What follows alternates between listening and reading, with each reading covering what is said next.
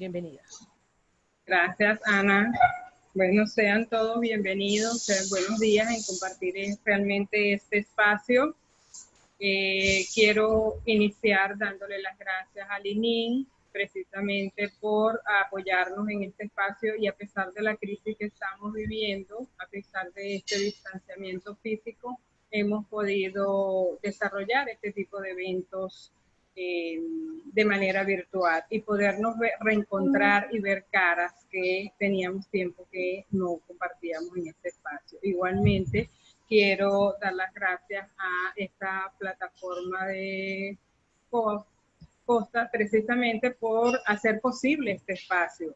Esto ha sido un gran apoyo y una excelente y extraordinaria decisión de Alinin de establecer estos lazos de conexión. Bueno, voy a proceder a compartir mi pantalla. Voy a proceder a compartir mi pantalla para iniciar con la presentación que está pautada para hoy. ¿Me avisas, Ana, si logra visualizarse la presentación? Sí, perfecto, Natalia, puedes continuar. Ok.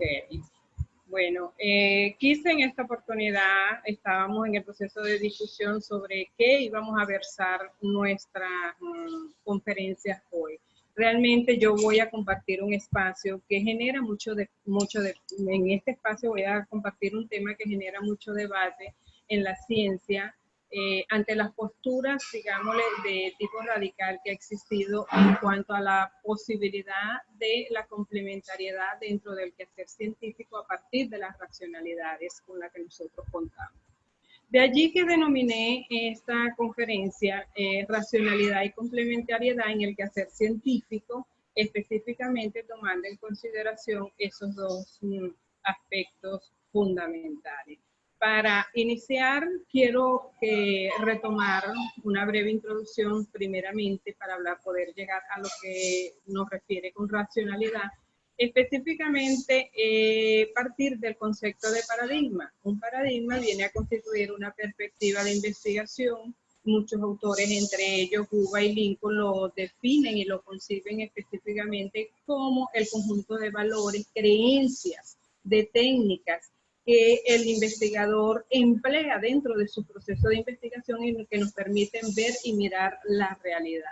Entonces, ya yendo más específicamente, como lo plantea Kuhn en su libro de las revoluciones científicas, podemos decir entonces que los paradigmas son todas aquellas realizaciones científicas universalmente que están reconocidas.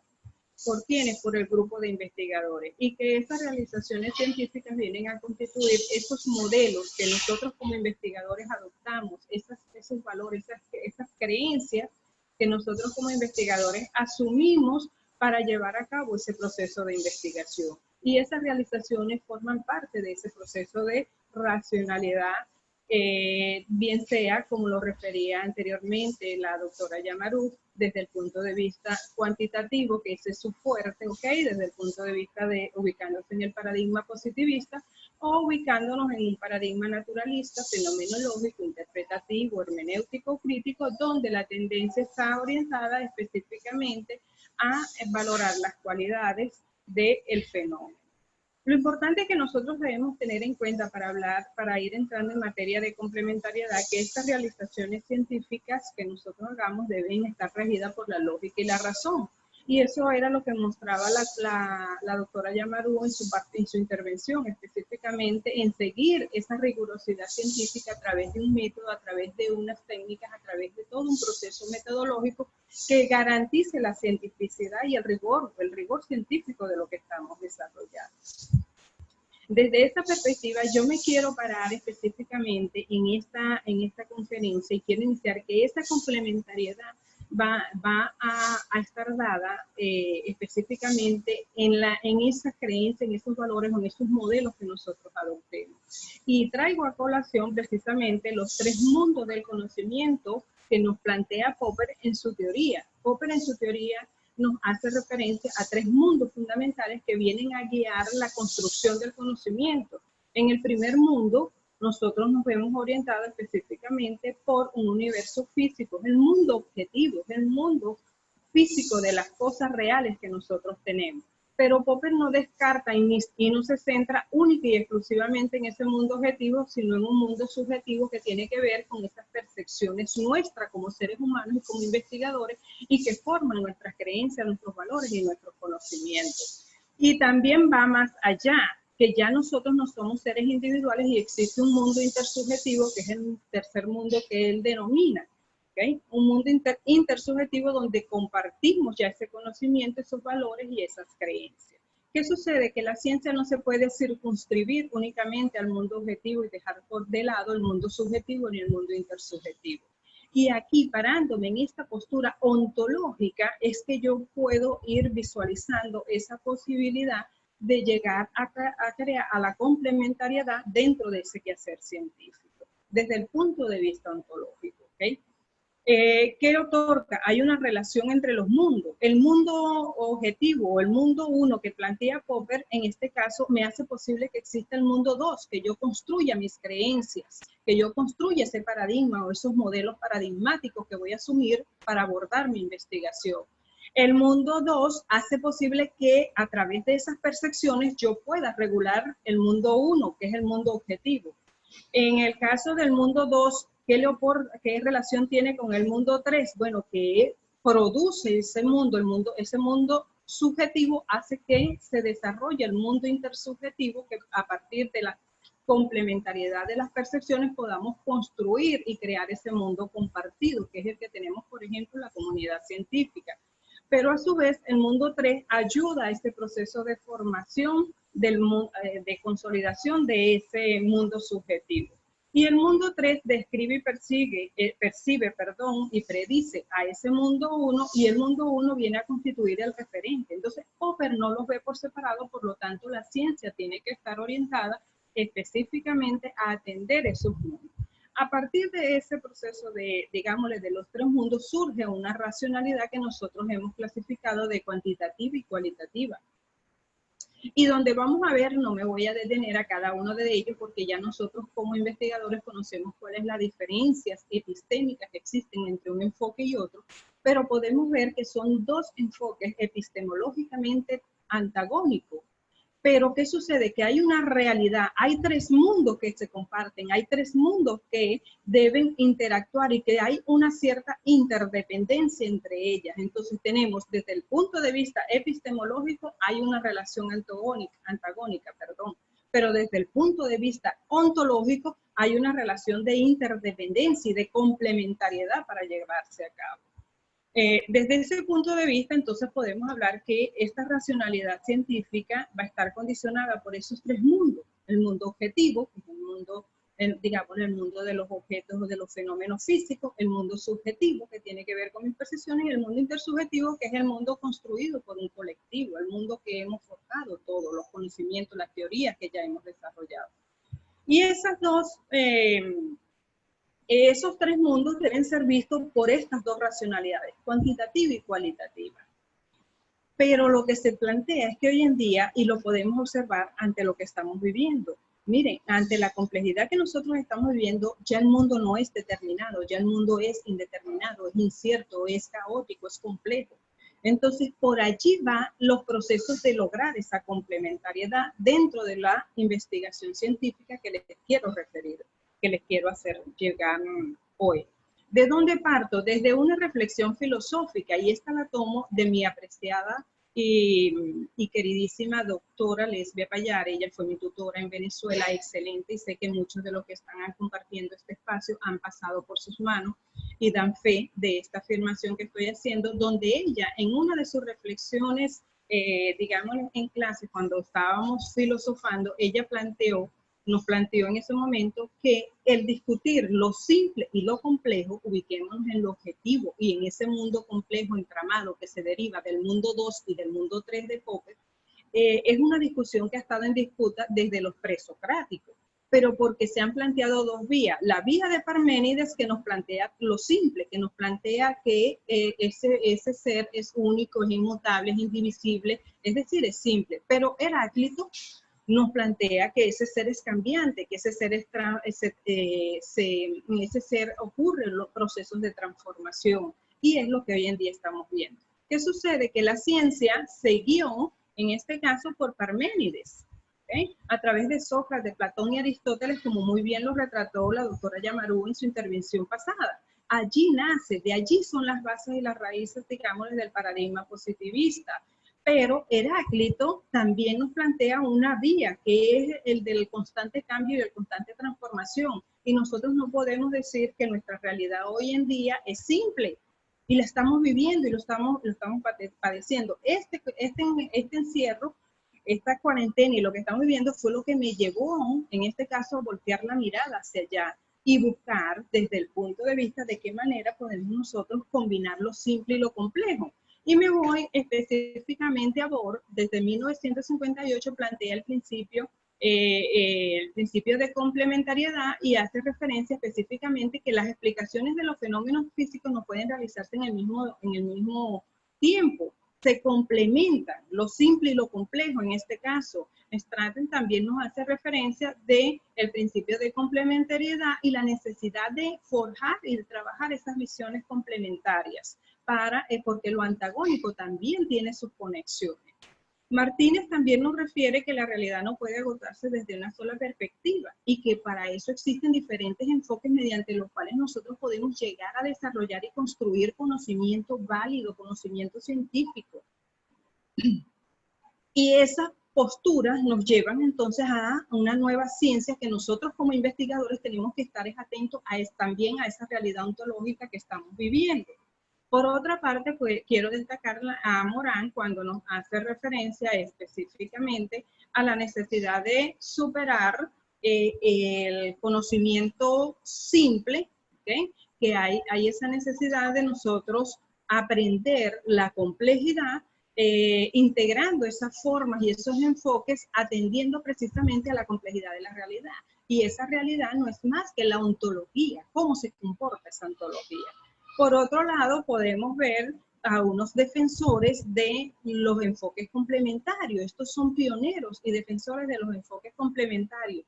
Y Maldonado, un complejólogo colombiano, nos plantea la heurística también, esa visión heurística como uno de los caminos para llegar a esos procesos de descubrimiento científico, ¿okay?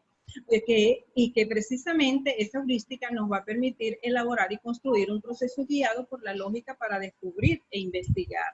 Desde este punto de vista, entonces nosotros podemos observar que hay todo un fundamento, y como estos autores hay muchísimos más que nos dan a nosotros una referencia precisamente de la complementariedad científica. Yo prefiero hablar de complementariedad de estas racionalidades más que lo mixto, porque lo mixto es, y les voy a colocar un ejemplo concreto. Por ejemplo, cuando nosotros compramos los de toditos, aquí en Colombia le dicen los confites, ¿verdad? Que viene todito, vienen las papitas, viene el chicharrón y vienen los diversos. Cuando nos metemos, comemos ese de todito, ¿qué sucede? Allí hay una explosión de sabores donde se pierden y se borran, se desdibujan los límites de cada uno, particulares de cada uno de los elementos que me conforman ese de todito. Asimismo, pienso yo que sucede con la realidad. Y aquí la idea en los procesos de complementariedad no es desdibujar lo simple, es reconocer lo simple, pero también eso simple saber que está interconectado con otros elementos, con otros factores, con otras variables que debemos tener presente. Entonces, ese proceso, más que hablar de los mixtos, porque la idea no es desdibujar los límites o fronteras que tiene cada ser, cada esencia del ser, que es desde el punto de vista ontológico, la idea está precisamente en reconocer lo simple, pero al mismo tiempo reconocer cuáles son las conexiones de lo simple con los otros elementos simples, que ya eso le otorga la diversidad y los aspectos complejos de la realidad que nosotros estamos abordando. Entonces, para ello, precisamente, dentro de lo que tiene que ver con el proceso de complementariedad, yo establezco y digo que esa vinculación de esas dos racionalidades antagónicas, tienen que estar reflejadas con una claridad epistémica, ontológica y teórica del investigador. Yo debo estar claro desde el punto de vista epistemológico, ontológico y teórico precisamente de cuáles son ese fundamento de esas dos racionalidades para poderlas vincular. Si yo no conozco el fundamento epistémico precisamente de la racionalidad cualitativa y la racionalidad cuantitativa, no me voy a poder desenvolver y manejar dentro para abordar un proceso de investigación en esa realidad. Por otra parte, la exploración teórica es fundamental en este caso en relación a las variables y las categorías que nosotros estamos manejando. Debemos conocer cuál es el fundamento filosófico, teórico, cuáles son los principios y categorías que rigen en esas variables, en esas categorías del estudio que nosotros estamos abordando. Por otra parte, cuando debemos estar claros en que si vamos a hacer una integración metodológica, nosotros debemos estar claros cuáles son las convergencias y las divergencias metodológicas que pueden existir específicamente en cuanto a los métodos, las técnicas o aquellos recursos que vayamos a combinar. Y por otro lado, debemos estudiar bien y establecer con claridad los pasos y procedimientos o los momentos de esos métodos o de esas lógicas que vayamos a utilizar en ese proceso de investigación. En la conferencia anterior, la doctora planteaba específicamente los pasos a pasos que debe regir el método científico. En este proceso de complementariedad científica, el investigador y ya al nivel en que nosotros estamos, valga la redundancia, en la potestad de crear esa serie de pasos y esos procedimientos siempre y cuando tengan toda la fundamentación requerida desde el punto de vista epistémico, ontológico, teórico, filosófico y conscientes de cuáles son esas convergencias y divergencias, nosotros podemos crear y construir nuestros pasos de esa ruta metodológica y de esa lógica. Entonces, estamos hablando precisamente de una complementariedad, fue lo que les quise traer hoy, del hacer científico, específicamente donde yo puedo llegar a un proceso de combinación de estrategias de diferentes racionalidades, es decir, utilizar un instrumento de corte cuantitativo y uno de corte cualitativo porque la realidad así lo demanda, porque el objeto lo demanda. Pero yo como investigadora debo estar clara cuáles son esos límites fronterizos de ese fenómeno simple y plasmarlo desde los objetivos de la investigación, cómo puede ser llevado a cabo ese proceso de complementariedad en este caso. Puedo hacer una complementariedad a través de estrategias de un mismo enfoque, allí no hay ninguna contradicción epistemológica. ¿Okay? Allí cuando yo trabajo dentro de un mismo enfoque, dentro de una misma racionalidad y combino diferentes técnicas, no hay problema, pero también estoy haciendo un proceso de complementariedad. Y cuando llego a combinar métodos es el elemento más difícil, en este caso, por los aspectos epistémicos que fundamentan a cada uno de estas dos racionalidades que resultan antagónicas. Pero vuelvo y repito, teniendo claridad en cuanto a la postura, teniendo claridad de cuáles son los elementos simples, cuáles son los elementos complejos para nosotros estudiar esas conexiones, esas interacciones, es posible llevar a cabo un estudio de esta naturaleza, delimitando desde un principio de la investigación cuáles son los alcances de tipo cuantitativo y cuáles son los alcances de tipo cualitativo. Desde ese punto de vista, yo personalmente me atrevería a hablar de un diseño estratégico de investigación integrado, ¿okay? Donde lo que prevalece es la complementariedad. Eso implica, entonces, una sólida argumentación teórica y metodológica del investigador con todo un fundamento científico bien argumentado, bien sustentado, que justifique entonces las estrategias con las finalidades que se plantean dentro de la investigación y que, estando de acuerdo con las convergencias y las divergencias que puedan existir entre esas técnicas, yo pueda abordar un estudio de esta naturaleza de tipo de complementariedad. Ya para finalizar, quiero resaltar la frase de Galindo. Esta me la proporcionó también una amiga y una compañera de labores en Venezuela, la doctora Yoleida del Moral, y es muy cierta y me hizo reflexionar en estos momentos de confinamiento que tenemos ante lo que estamos viviendo a nivel nacional, un fenómeno que ocurrió, que empezó en China, miren ya dónde lo tenemos y lo que nos ha generado. Entonces nosotros como investigadores no podemos estar espalda a estas realidades que estamos viviendo tan inciertas e inclusive, no solo inciertas, impensadas por nosotros como investigadores en nuestros procesos reflexivos. Estamos viviendo cosas impensadas. Entonces esta frase me trajo a colación el hecho de pensar y dije, mira, no se trata de rechazar lo simple, se trata de ver eso simple articulado con otros elementos. Es cuestión precisamente, como lo dice Galindo, de separar, saber los límites y al mismo tiempo enlazar esos elementos que a la vez, al enlazarlo, es que conforman lo complejo y nosotros como investigadores nos enfrascamos en verlo separados. ¿Okay?